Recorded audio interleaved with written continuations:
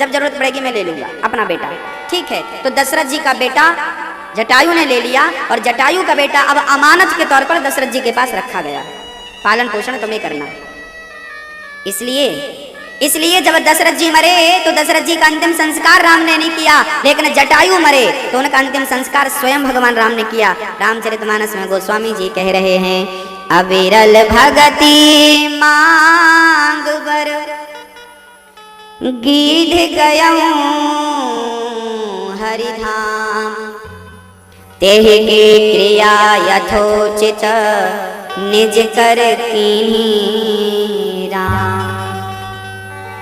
अविरल भगति मांग बर गीध गयऊं हरिधाम, अपने धाम पहुंचाया और तेहि की क्रिया यथोचित निज कर कीन्ही राम। अपने हाथ से लकड़ियां इकट्ठी करी, चिता बनाई और राम जी ने जटायु को चिता पर लिटाया और स्वयं आग दी। ये लिखा है पुराणों में। इसलिए दशरथ जी का जब पिंडदान देने का टाइम आया तो दशरथ जी को पिंडदान सीता जी ने दिया था, राम के हाथों से दशरथ जी ने पिंडदान भी नहीं लिया था। उसका प्रमाण पत्र आज भी फाल्गु नदी है गया में, है ना। बात ऐसी है कि जब राम जी वनवास से वापस आए और बहुत बड़े राजा बन गए राम जी राजा, तो एक दिन उनको लगा कि चलो गया में पिता का श्राद्ध करके आते हैं। तो राम जी गया आए, गया तीर्थ है ना, गया जी आए और गया में राम जी ने श्राद्ध करने की तैयारी, दशरथ जी को पिंडदान देंगे। तभी राम जी को कोई आवश्यक काम आ गया और वो जरूरत के काम से पास में चले गए वहां किसी काम से, और वहां गए तब तक फाल्गु नदी से प्रकट भय दशरथ जी, बेटी सीता हमें पिंडदान दो, पिंडदान का समय हो गया। सीता जी ने बालू के पिंड बनाए और बालू के पिंड बना के सीता जी ने पकड़ा दिए। दशरथ जी ने पिंड लिए और चले गए। राम जी आए, चलो पिंडदान कर लेते हैं सीता जी। सीता जी बोली पिंडदान तो हो गया, चलो घर। कैसे हो गया? बोले हमने दे दिया। राम जी बोले क्या सबूत है आपके पास, किसने देखा? बोले क्या ये नदी बह रही है, इससे पूछ लो। तो राम जी ने बोला क्यों फाल्गु, सीता सही बोल रही है। फाल्गु सोची कौन राम से पंगा ले, मना कर दिया, मैंने तो नहीं देखा, मैं बिजी थी काम में। हाँ? सीता ने श्राप दे दिया, झूठ बोलती है, तीर्थों में बैठ के झूठ बोलती है, जा तू सूख जाएगी, आज के बाद तू सूखी रहेगी, चरणों में गिर पड़ी, माँ सूख जाऊंगी। लोग पिंडदान कहा करेंगे? बोले गड्ढा खोद के करेंगे। इसलिए कितनी भी बाढ़ आ जाए लेकिन फाल्गु नदी ऊपर नहीं बहती, आज भी वो जमीन के अंदर बहती है। जब गड्ढा खोलो तब पानी निकलता है और उसमें पिंडदान करते हैं लोग। ये सीता जी का श्राप है। अब कौन गवाही दे? तो पास में गौ माता चल रही थी। सीता ने बोला क्यों माता, तुमने देखा ना हम पिंडदान किए हैं? गऊ ने देखा तो था पर सोची कौन राम से पंगा ले। नहीं मैया, मैं तो घास खाने में लगी थी, मैं नहीं बता सकती। सीता जी बोली झूठ बोलती है तू, गौ माता हो के जा, जिस मुंह से तूने झूठ बोला है इसी मुख से आज के बाद तू मल का भक्षण करेगी। तब से गौ माता मलमूत्र खाने लगी, मल खाने लगी, झूठ बोलती। अब कौन गवाही दे? तो पास में लगी थी दूरबा घास जो गणेश जी को चढ़ती है, दूरबा से पूछा क्यों बहन तुमने देखा कुछ? हाँ राम जी मैंने देखा, मैं दूरबा गवाही दे रही हूँ। दशरथ जी आए और सीता ने बालू के पिंड बना के दिए, मैंने अपनी आंखों से देखा। सीता जी बोली जा मैं तुझे वरदान देती हूँ, तू पत्थर पे भी रहेगी तो हरी भरी रहेगी, ये सीता का आशीर्वाद है। इसलिए कहते हैं तुलसी विरवा खेत की सींचत ही मुरझाए, राम भरोसे जो रहे पर्वत में हरियाए। इसलिए घास कहीं भी होती है वो बिना पानी के हरी भरी रहती है ना। सुना, ये सीता माता का श्राप है गऊ को और फाल्गु नदी को। फाल्गु नदी आज भी सूखी है और बड़े प्रेम से तो जटायु का संस्कार किया राम जी ने और राम के हाथों से पिंडदान नहीं लिया। इसलिए ये बात सिद्ध हो गई कि राम के पिता जटायु है, इसलिए जटायु का उन्होंने संस्कार किया। अच्छा, जटायु ना बड़े भक्त थे, बड़े प्रेमी थे, बड़ा भाव था। जब रावण सीता को ले जा रहा था ना तो जटायु रो पड़े, बेटी चिंता ना करना तेरा बाप अभी जिंदा है। ये कह रहे थे जटायु, तेरा बाप जिंदा है, तेरे बाप के होते हुए, तेरे पिता के होते हुए। रावण खबरदार, जो तूने मेरी बेटी को स्पर्श किया। और लिखा है कि जटायु ने ऐसे पंख मारे कि रावण गिर गया, मूर्छित हो गया। बाद में खड़ा हुआ और कृपाण से पंख काट दिए और जब पंख काटे तो निर्बल हो गया जटायु, निर्बल हो गए। पता बता रहे हैं राम जी दक्षिण दिशा की तरफ रावण लेके गया। अद्भुत चर्चा, ये भक्तों की चर्चा है, ये भाव की चर्चा है। राम जी केवल भाव निर्मल मन जन सो मोहि पावा। इसलिए गंगा में स्नान करने से तन शुद्ध होता है, लेकिन मन शुद्ध करना हो तो सत्संग की गंगा में ही मन शुद्ध हो सकता है। इसलिए सत्संग करने से मन शुद्ध होता है। वो गंगा जो हरिद्वार में बह रही है वो गंगा तन को शुद्ध करती है, लेकिन सत्संग की गंगा मन को शुद्ध करती है। इसलिए मन शुद्ध करना हो तो सत्संग की गंगा में डुबकी लगाओ। एक दिन भगवान श्री कृष्ण 6 महीने के हुए तो माँ भगवान ने करवट बदली। और जब भगवान ने करवट बदली ना तो मैया ने दे ओहो छोरा ने करवट बदली, दौड़ी दौड़ी गई नगर में डिंडोरा पीटा, सुनो छोरा ने आज करवट बदली है, आज आपको तो हम बड़ो उत्सव मनावेंगे। सारे ब्रजवासियों को बुला लिया माँ यशोदा ने, ब्राह्मणों को बुलाया, स्वस्ति पाठ कराया और बड़े प्रेम से आज छकड़े के नीचे भगवान को लिटा दिया और पूरे ब्राह्मणों को भोजन परोसने लगी माँ यशोदा। तभी एक सकटासुर नाम का दैत्य आया और छकड़े में जाके चुपचाप बैठ गया भगवान को मारने के प्लान से। भगवान तो उस समय बड़े प्रेम से सो रहे थे, तभी भगवान की आंख खुली, देखा तो मामा जी बैठे छकड़े के ऊपर। भगवान बोले अच्छा मामा जी आए हैं, अब इन्हें उतारना पड़ेगा। तो भगवान ने छकड़े पर जो पाद प्रहार किया, जो पांव मारा, छगड़ा ऊपर गया और सकटासुर तो जाके कंस के दरबार पे गिरा और छगड़ा ऊपर से धड़ाम से नीचे गिरा। ऐसी जोर की आवाज भाई सारे ब्रजवासी दंग रह गए। यशोदा दौड़ी दौड़ी आई, लाला को चोट तो ना लग गई, गाड़ी इतनी ऊपर कैसे चली गई? ब्रजवासी बोले मैया गई ना है, तेरे छोरा ने एक लात जमाई तो गाड़ी ऊपर चली गई। मैया बोली लाला को बदनाम मत करो दाढ़ी के, अब छोरा में इतनी ताकत कहाँ से आवेगी कि वाके पाँव से गाड़ी इतनी ऊपर चली जाएगी? मेरे छोरा को बदनाम ना करो। ओ मैया हम सही कहें, तेरे छोरा ने लात मारी है गाड़ी में। अब मैया तो मैया, अच्छा मैया ने भगवान को बेटी के रूप में देखना चाहती है, वो भगवान के रूप में थोड़ी देखना चाहती है। गले से लगा लिया, भगवान कितने संकट आ रहे हैं छोरा के ऊपर। एक दिन माँ यशोदा दूध पिला रही थी भगवान श्री कृष्ण को, तभी भगवान को ना जम्हाई आई तो मुंह खुला, और जब मुंह खुला ना तो भगवान के मुख में पूरा ब्रह्मांड नजर आया। मैया बोली राम राम राम राम, ये सब क्या? तुरंत मुंह, जम्हाई का मुंह कितनी देर खुलता है, खोला बंद हो गया। मैया ने फिर मुंह खोला, ऐसे देखा, नहीं कुछ नहीं है। तो मैया बोली राम राम, बुढ़ापे की आंखें कुछ का कुछ देखती हैं, ठीक है कोई बात नहीं। अब यशोदा मैया दूध पिलाने लगी।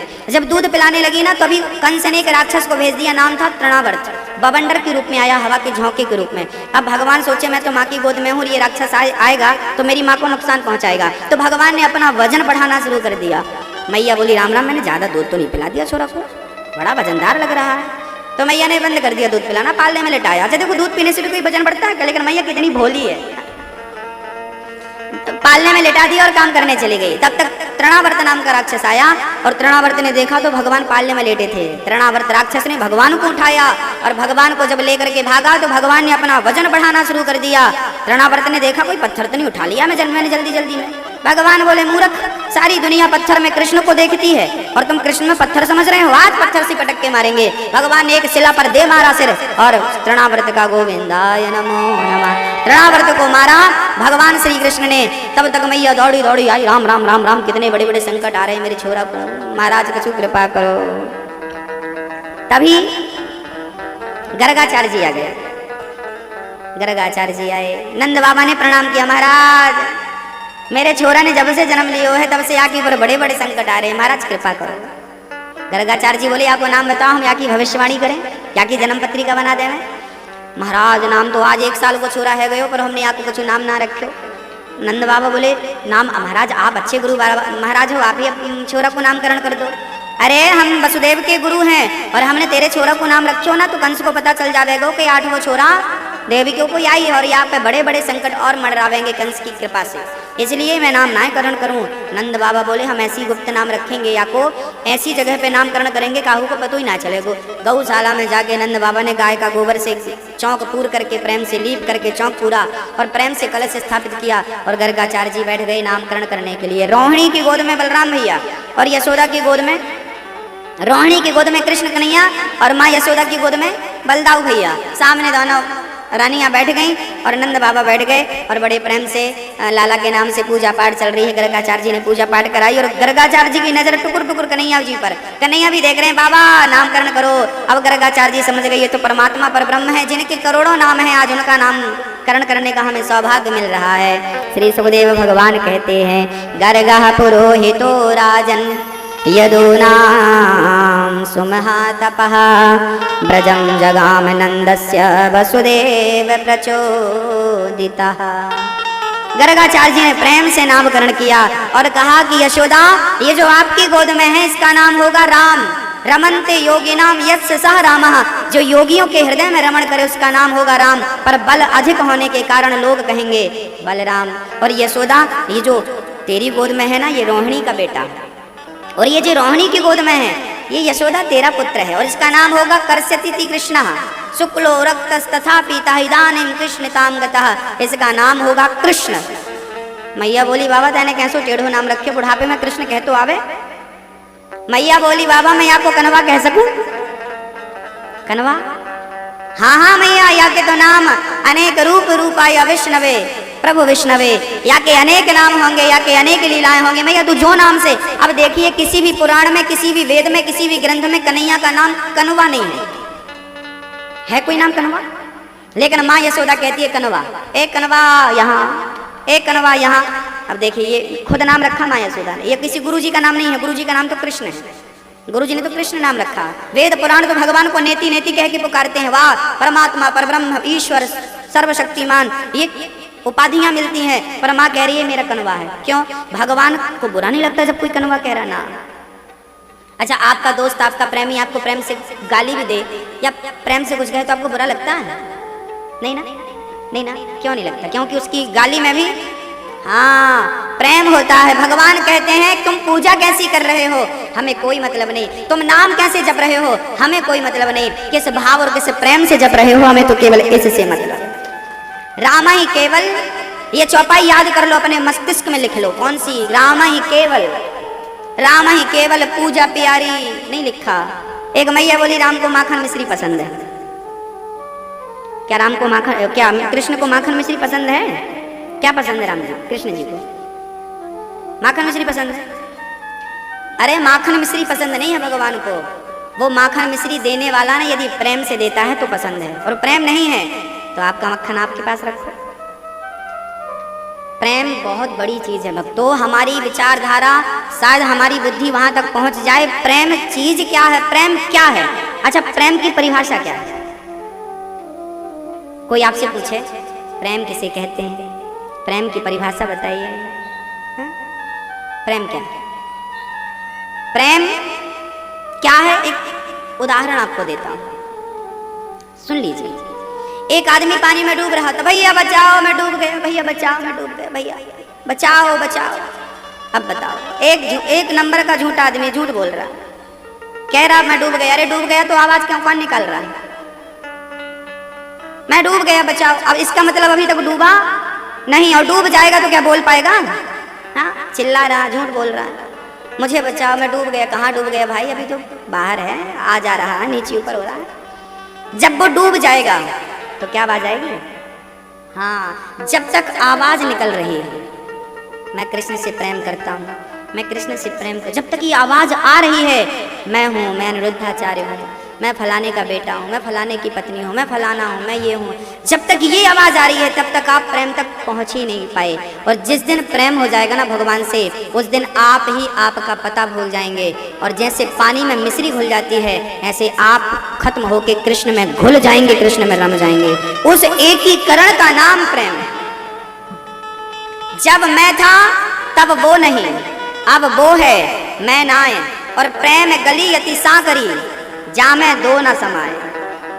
ये प्रेम की गली, ये प्रेम का गलियारा इतना सकरा है, सकरा मीन्स छोटा है कि दो लोग नहीं समाते। या तो आप ही रह लो या तो कृष्ण को रख लो, एक होना पड़ेगा। मैं नहीं हूं, मैं कौन हूं? मैं जीरो।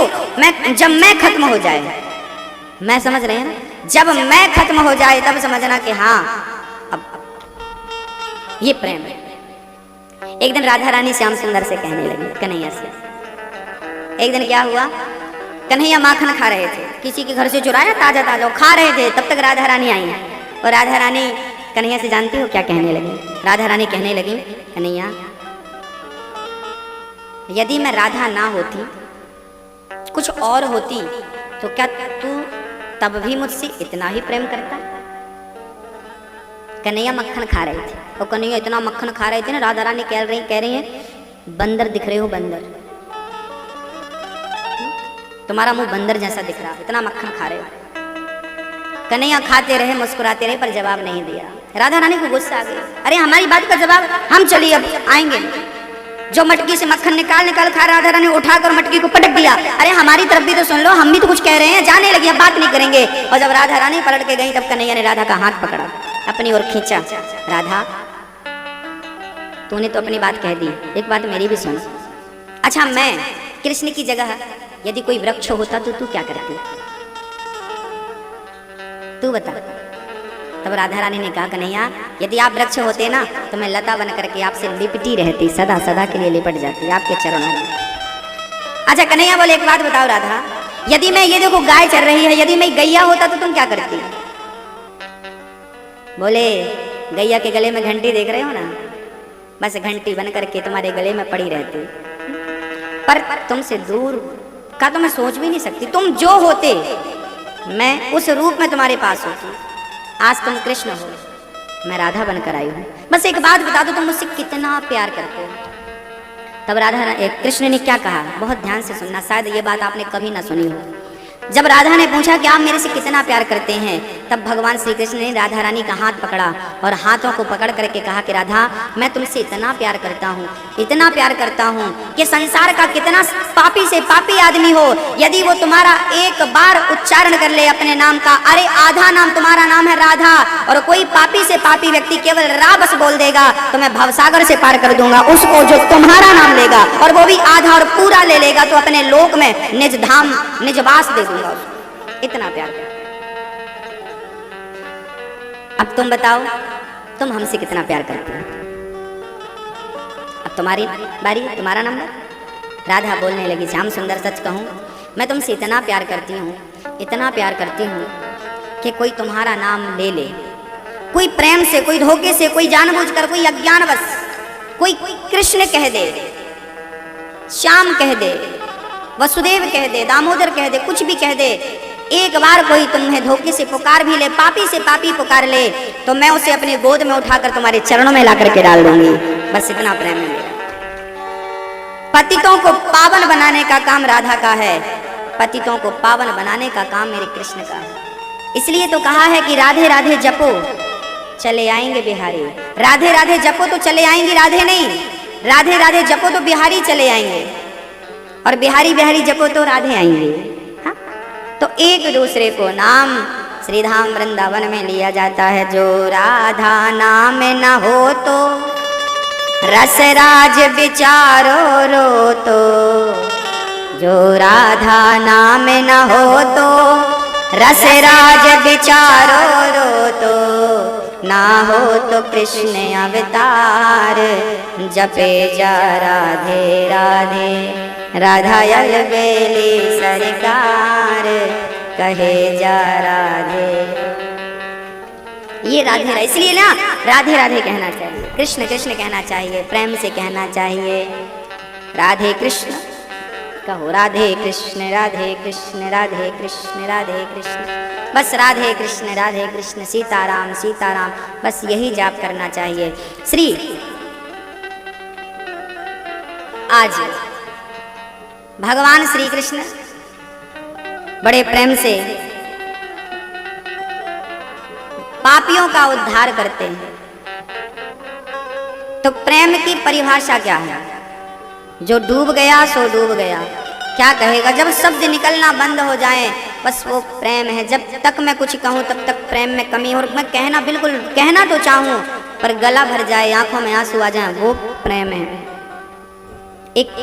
ये प्रेम है। प्रेम की परिभाषाएं कोई आज तक किसी ग्रंथ में प्रेम की परिभाषा लिखी ही नहीं। प्रेम क्या होता है, प्रेम की परिभाषा, हर चीज की परिभाषाएं मिलेंगी, बट प्रेम की परिभाषा नहीं, क्योंकि प्रेम तो वो चीज है जहां पहुंचने के बाद संसार मिथ्या नजर आने लगता है। केवल भगवत प्रेम में ही सुख और सुकून, शांति प्राप्त होती है। गर्गाचार्य जी ने आज जगत के पालनहार को क्या नाम दिया? श्री कृष्ण गोविंद हरे मुरारी, हे नाथ नारायण वासु। यशोदा मैया झूमने लगी, बाबा तेने नामकरण कर दियो, अब तो बड़ी खुशी की बात है, अब तो या को मैं नाम सबन को बताऊंगी। और बड़े प्रेम से यशोदा मैया लाला को लेके चली गई। अब लाला कन्हैया हमारे थोड़े बड़े भय, और जब भगवान श्री कृष्ण बड़े भय ना, तो एक दिन माँ यशोदा ने देखा कि कन्हैया कुछ बोलना चाह रहे हैं। तभी माँ यशोदा को कन्हैया ने मैया कहा। पहली बार मैया मैया नाचने लगी। हो मेरे छोरा ने मुझको मैया कह के बुलायो, अरे सखी आओ जरा सुनो, हमारे छोरा ने मैया कह के पुकारो। सारे नगर में फिर हल्ला मचायो, फिर भोजन प्रसादी, फिर भंडारे, फिर दान दक्षिणा दी। यशोदा ने मेरे लाला कि सुख शांति के लिए ये दान दक्षिणा है, ये पूजा पाठ है, ये सब किया और बड़े प्रेम से मैया कहने लगी। अब श्री परीक्षित जी महाराज सुखदेव जी से हाथ जोड़ रहे हैं, प्रभु मुझे एक बात समझ में नहीं आई, ये यशोदा मैया ने ऐसा कौन सा पुण्य किया है जो जगत का पालनहार आज माँ यशोदा की गोद में खेल रहा है? भाई कोई तो पुण्य किया होगा। यदि मैं तो मानता हूँ कि आप लोगों ने कोई ना कोई पुण्य किया है, तब कहीं जाके आपको भागवत मिल रही है, क्योंकि बिना पुण्य के भागवत नहीं मिलती। कहते हैं बिहारी जी की महफिल को बिहारी जी सजाते हैं और कथा सुनने तो वही आते हैं जिन्हें खुद बिहारी जी बुलाते हैं। वो बुलाएंगे तो हम आएंगे, नहीं बुलाएंगे तो। एक सज्जन बोले महाराज जी हम जरा काम पे जा रहे हैं और हम कथा पे नहीं आ पाएंगे। हम कहे तुम काम पे नहीं जा रहे हो, तुम्हें तुम्हारे पाप कथा से दूर ही रखना चाहते हैं। जब हमारे पाप अधिक होते हैं ना तो वे फिर कथा से नहीं जोड़ते, क्योंकि कथा से हम जुड़ेंगे तो हमारे पाप निकल निकल के भाग जाएंगे। इसलिए कथा मात्रैक जीवनम। भक्तों, जो भी समय बचा है, जो भी समय मिला है, उससे भगवान नाम, उससे भगवान का प्रेम से संकीर्तन। ये यशोदा मैया कौन है, इनका पूर्व चरित्र क्या है? यशोदा का नाम था पिछले जन्म में धरा और नंद बाबा का नाम था पिछले जन्म में वसु। ये धरा और वसु थे। कहा जाता है इनके बारे में कि धरा और वसु पिछले जन्म में एक बहुत बड़े राज्य के राजा थे। इनके नगर में इतना अकाल पड़ा कि इन्होंने अपना पूरा राजकोष, राज खजाना दान कर दिया और सबको बांट करके प्रेम से निकल पड़े घर से और प्रेम से एक नदी के पावन तट पर एक झोपड़ी बनाकर और धरा और वसु दोनों प्रेम से रहने लगे और नारायण नारायण नारायण नारायण का जाप करने लगे। श्रीमन नारायण का संकीर्तन दोनों पति पत्नी बैठ के प्रेम से कीर्तन करते और भगवान का, जिसका मन भगवान में लगा है ना, वो धन दौलत को क्यों महत्व देगा। आज दोनों धरा और वसु प्रेम से भगवान का भजन करते। एक दिन क्या हुआ, जंगल में कुछ संत, 4-6 संत घूमते घूमते कुटिया पे आ गए। अरे भाई घर पे कोई है? तब धरा निकली। हाँ महात्मा जी आइए, आपकी दासी है, बैठिए, क्या सेवा करूं? बेटी 4 दिन हो गए जंगल में रास्ता भटकते भटकते, कहीं भोजन नहीं मिला। पानी तो हमने नदी का पी लिया पर कहीं भोजन नहीं मिला। बेटी तुम हमें क्या भोजन करा दोगी? धरा बोली महात्मा जी आप बैठिए, मैं आपके लिए बढ़िया गर्मा गर्म भोजन तैयार करती हूँ। धरा जाकर देखती है रसोई में, तो रसोई में एक भी अन्न का एक दाना नहीं। भाई जंगल में रहने वाले घास पत्ते खा के वो भजन करते थे, उनके पास कहाँ से आएगा साग सामान? पर धरा बोली महात्मा जी आप बैठो, आप जब तक स्नान बनाओ मैं तैयार करती हूँ। घर पे कुछ था नहीं और संयोग देखिए कि उस समय घर पे वसु भी नहीं थे, उनके पति भी नहीं थे, वो भी भजन कर रहे थे कहीं दूर बैठकर जंगल में किसी पेड़ के नीचे, पता नहीं कहाँ बैठे थे। यदि उनको ढूंढने जाती है तो समय वेस्ट होता है। तब धरा ने मन में विचार किया कि पास में गांव है, क्यों ना मैं किसी से उधार मांग कर ले आऊं। धरा दौड़ी दौड़ी, गांव पास में था, जंगल से लगा हुआ एक गांव था छोटा सा, उस गांव में धरा चली गई। एक सेठ जी की दुकान पे, साहूकार की दुकान पे, सेठ जी हमें कुछ पैसों की जरूरत है, हमें कुछ पैसे दे दो। अच्छा पैसे चाहिए? कितने? ज्यादा नहीं, हमें बस 1-1.5-2 रुपए दे दो। 2 रुपए? क्यों? हमारे घर में कुछ संत आए हैं और हम संतों के लिए कुछ सामान खरीदना चाहती हैं, उनके लिए दाल चावल आटा दूध सब मीठा आदि इत्यादि खरीदना चाहती हैं संतों की सेवा के लिए। तो सेठ जी बोले तो तुम सोना चांदी लाई हो? क्योंकि सोना रखोगी तो पैसा मिलेगा ना। सेठ जी से हाथ जोड़कर धरा कहने लगी महाराज मैं लकड़ियां बेच करके जंगल की सारा पैसा बहुत जल्दी आपका चुका दूंगी, मुझे 1 महीने का टाइम दे दो, मैं 1 महीने में आपकी सारी पूंजी चुका दूंगी, मुझे 2 रुपए दे दो, केवल 2 रुपए की जरूरत है, मुझे संतों की सेवा करनी है, मुझे सेवा करनी है। सेठ जी बोले नाना देख वो तो सब ठीक है पर मैं किसी को उधार नहीं देता। हाँ यदि तुम सोना चांदी रखो अपना कुछ तो मैं दे देता हूँ, पर तुम्हारे पास कुछ नहीं, मैं कैसे भरोसा कर लूँ तुम वापस आओगी? महाराज मेरा भरोसा करिए। तब सेठ जी बोले काम कर, तू अभी के अभी 2 रुपए मेरे से ले ले, पर बदले में कुछ देना पड़ेगा। क्या? उस सेठ की न नीयत खराब हो गई, क्योंकि धरा बड़ी सुंदर थी, स्वरूप बड़ा सुंदर था। वो सेठ जब धरा को देखा ना तो धरा की ओर आकर्षित हो गया। सुन धरा, सुन देवी, तू यदि संत सेवा करना चाहती है 2 रुपए नहीं मैं 4 रुपए दे दूंगा, ले जा, पर मुझे कुछ चाहिए। क्या चाहिए आपको? तो उस सेठ ने धरा के स्तनों की ओर इशारा किया, मुझे तेरे स्तन चाहिए। अच्छा आपको मेरे स्तन चाहिए, इसके बदले आप मुझे पैसे दे देंगे? हाँ ले जा, जितना ले जाना। धरा समझ नहीं पाई उसकी नीयत क्या है। तभी पास में चाकू पड़ी थी, धरा ने अपने दोनों स्तन काट दिए स्तन काट करके धरा ने और काट करके उसकी तराजू में रख दिए। तुझे मेरे स्तनों से प्यार था ना, ये मेरे स्तन तेरी तराजू में है, तुझे जो प्यार करना हो इनके साथ करना, मुझे मेरे पैसे दे दे। सेठ की आंखों में आंसू आ गए, राम राम मैंने बड़ा अपराध कर दिया, संत सेवा में इसने अपने स्तनों को दान कर दिया, इतनी बड़ी भक्ता का मैंने अपमान कर दिया। निकाले पैसे उसने दे दिए। धरा ने वैसे ही लथपथ खून की धाराएं बह रही थी, रक्त बह रहा था, जाकर सब्जी खरीदती है, दाल चावल गुड़ मेवा मिष्ठान खरीदती है और अपने हाथ से प्रसन्न चित्त से, इस बात का दुख नहीं कि मेरे शरीर से रक्त बह रहा है, प्रेम से भोजन बनाती है और संतों को बिठाती है, आओ महाराज ये लो खीर, ये लो मालपुआ, ये लो मिष्ठान, प्रेम से संतों को खिला रही है। तभी संतों ने देखा, धरा बेटी ये तेरी साड़ी गीली क्यों है रक्त से, ये देखो रक्त बह रहा, क्या हुआ बेटी। महात्मा जी आप पहले पेट भर के भोजन कर लो, इसके बाद में अपना ये सारा हाल सुनाऊंगी, पहले आप खाओ। आप यदि सुन लेंगे ना तो आप खा नहीं पाएंगे। संतों ने प्रेम से भोजन किया। अभी हाथ नहीं धुला संतों ने, हाथ नहीं धुला संतों ने और कहा जल्दी से बता ये तेरे शरीर से रक्त क्यों बह रहा है। तब धरा ने कह दिया, महात्मा जी आपके लिए मेरे घर में कोई अन्न नहीं था, एक सेठ के घर गई, उन्होंने मेरे शरीर का सौदा कर लिया, बोले मेरे कुछ तेरे स्तन चाहिए, तो मैंने अपने स्तनों को काट के उसके पास रख दिया, बदले में पैसे लाकर आपका भोजन करा रही हूँ। वो संत थोड़ी थे, उस संत के रूप में भगवंत थे, भगवान प्रकट हो गए। देवी धन्य हो आप, मैं आपकी परीक्षा लेने आया। भगवान शंख चक्र गदा लेकर प्रकट हो गए और धरा को अपने हृदय से लगाया, कृपा ऐसी करी कि माँ स्वस्थ हो गई, उसका शरीर पहले जैसा हो गया, स्वस्थ हो गया। और भगवान ने कहा, देवी आपने अपने स्तनों का दान किया है, अगले जन्म में आप यशोदा बनकर आना और मैं आपके इन पवित्र स्तनों का पान करूंगा, दूध पी करके मैं आपको आज के ऋण से ऋण करूंगा।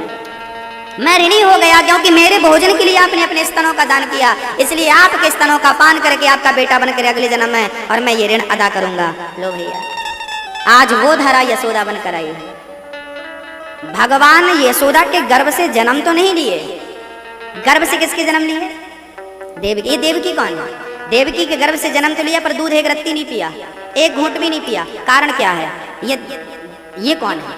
कहा जाता है कि ये कैकेयी माँ है। जब कैकेयी माँ राम जी से मिलने चित्रकूट आई तो कैकेयी माँ बहुत घुट रही थी, मेरे कारण मेरा राम वनवास आ गया। अब तो महसूस हो चुका था ना कि मैंने गलती की, मैंने अपराध किया। रो रही थी, रो रही थी। राम बार बार हृदय से लगा रहे, माँ क्यों रोती हो, क्यों रोती हो बेटा, क्या तूने मुझे माफ कर दिया? राम कैकेयी, राम जी बोले माँ मैं आपका बेटा हूँ, माँ मैं आपको माफ कर दिया, ठीक है। कैकेयी बोली कि राम यदि तूने मुझे माफ किया है तो मुझे एक वचन दे। कौन सा वचन? बोले अगले जन्म में तू मेरा बेटा बन के पैदा होगा, यदि तू मेरा बेटा बन के पैदा हुआ तो मैं समझूंगी कि तूने मुझे माफ कर दिया। राम जी बोले मैया अगले जन्म की प्लानिंग तो हो चुकी है, ठीक है, अगले जन्म में तो मुझे यशोदा का बेटा बन के जाना है, ये प्लानिंग हो चुकी है, लेकिन आप बोल रही हो तो ठीक है मैं आपका बेटा बन जाऊंगा, पर दूध मत पिलाना। मैं दूध तो अपनी यशोदा का पीऊंगा, ठीक है, आपके गर्भ से जन्म ले लूंगा, लेकिन दूध आपका नहीं पीऊंगा, दूध मैं यशोदा का पीऊंगा। इसलिए दूध पीने चल पड़े। सच्ची बात तो ये थी कि भगवान को ये लीला रचनी थी, माँ को प्यार देना था, गोपियों को प्यार देना था, इसलिए आए, नहीं तो मथुरा में पैदा हुए थे। उसी दिन जो भगवान सब ये सब कर चुका, जेल के ताले वाले सब खुल गए, तो क्या वो कंस को नहीं मार सकते थे? कंस को मारना तो उद्देश्य ही नहीं था, ये तो बाद का सब्जेक्ट है। पहले तो भक्तों को सुख देना, आनंद देना, उनकी इच्छाएं पूरी करना, ये उद्देश्य था मेरे गोविंद का।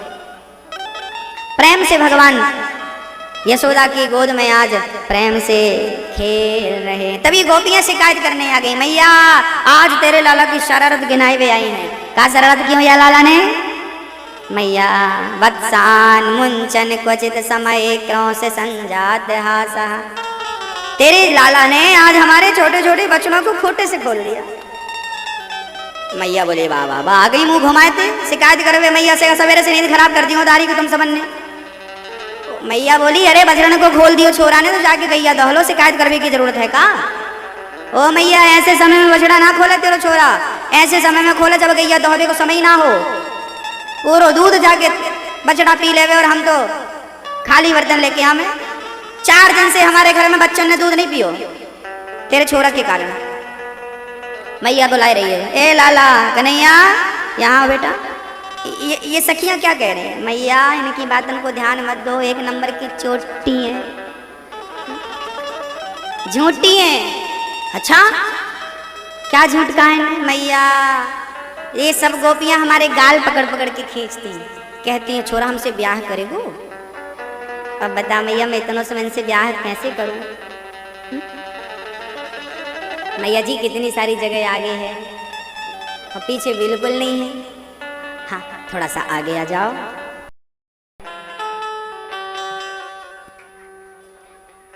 वत्सान मुंचन क्वचित समय क्रोश संजात हासा। मैया तेरे लाला ने बछड़े खोल दिया। मानो ये गोपियां कहती हैं कि बछड़े तो खूंटे से बंधे थे, ये बछड़े तो हमेशा बंधे रहते खूंटे से, पर आ समय में ही तेरे लाला ने खोल दिया। मानो गोपियां कहना चाहती हैं कि हम ही वो बछड़े हैं जो संसार के खूंटे से बंधे हैं। तेरा लाला कृपा करता है तो आ समय में ही कृपा हो जाती है। कृपा होने का टाइम नहीं है, फिर भी भगवत कृपा आज समय में हो गई। ये तेरा कृष्ण है। वत्सान मंचन क्वचित समय क्रोश संजात हासा। और हम डांटती हैं तो हा हा हा करके हंसता है। मैया बोली जरा डांटियो करो छोरा को, बिगड़ जावे को मैं कब तक डांटू भैया, तुम्हारी गलती करे तो जरा एक दो थप्पड़ जमायो करो। एक सखी बोली मैया थप्पड़ जमावे की बात कर रही है, तेरो लाला एक दिन हमारे घर में आयो, यानी दादी के ने पूरा मक्खन चुरा के खायो। हमें बड़ी गुस्सा आई, राम राम राम, पूरा मक्खन मैंने बाजार के लिए रखा और इसने पूरा चट कर लिया। मैंने बड़ा क्रोध किया और जब क्रोध करके मैं इसकी तरफ दौड़ी ना मैया तो ये मेरी तरफ देख के ना मुस्कुरा दिया। और जब इसने मुस्कुराया ना तो पता नहीं मैया क्या हुआ, बड़ा प्यार आ गया और कुछ सब सारा गुस्सा मेरा भूल गया, कुछ याद ही नहीं रहा। मैया क्या बताऊं, तेरे लाला की जो मुस्कान है ना, ये मुस्कान तो क्रोध को हरण कर लेती है, खत्म। बात सही है, भगवान की जो मुस्कान है ना यही तो माया है। एक बार मुस्कुरा दें सब पागल हो जाएं। आप लोग बैठे हो ना, अभी मुस्कुरा दें ठीक ठीक तो सब बेहोश हो जाएंगे। ऐसे इनकी मुस्कान इतनी प्यारी है, इतनी प्यारी है कि एक बार मुस्कुरा दें तो सब निहाल हो जाए। अब गोपियां कह रही हैं मैया हम मटकियां भर भर के रखती हैं। तेरो लाला पूरी मटकियां गोल ब्रजवासियों का गोल बनाता है, सारे ब्रजवासियों को पहले मक्खन खिलाता है और बाद में सरदार साहब खुद खाते हैं। सबको खवाए के बाद इसने खाया और पूरा माखन खवाए के बाद जो मटकियां बची चढ़ चढ़ करके तोड़ दिया। एक दिन तो गांव में ढिंडोरा पीट दिया। कन्हैया ने सुना सखियो, अयोध्या से, वृंदावन से, काशी से, जगन्नाथपुरी से बड़े बड़े संत आ रहे हैं, पता नहीं है? अच्छा संत आ रहे हैं, हाँ तो एक काम करो जितना मक्खन है सब बाहर रखो। तो हम सबन से आने मक्खन बाहर रखवा लियो और कह दियो कि बड़े बड़े साधु संत आ रहे हैं। और हम लोग जब माखन लेके आए ना तो बंदर पंक्ति लगा के बैठे थे, पंगत लगा के, सारे बंदर पंगत लगा के बैठे। हमने कहा दारी के यही साधु संत हैं? अरे गोपी तू जाने ना इनसे बड़ो साधु कौन होवे, ला मक्खन। और जब हम लेके भागने लगी ना तो छीन लिया मक्खन।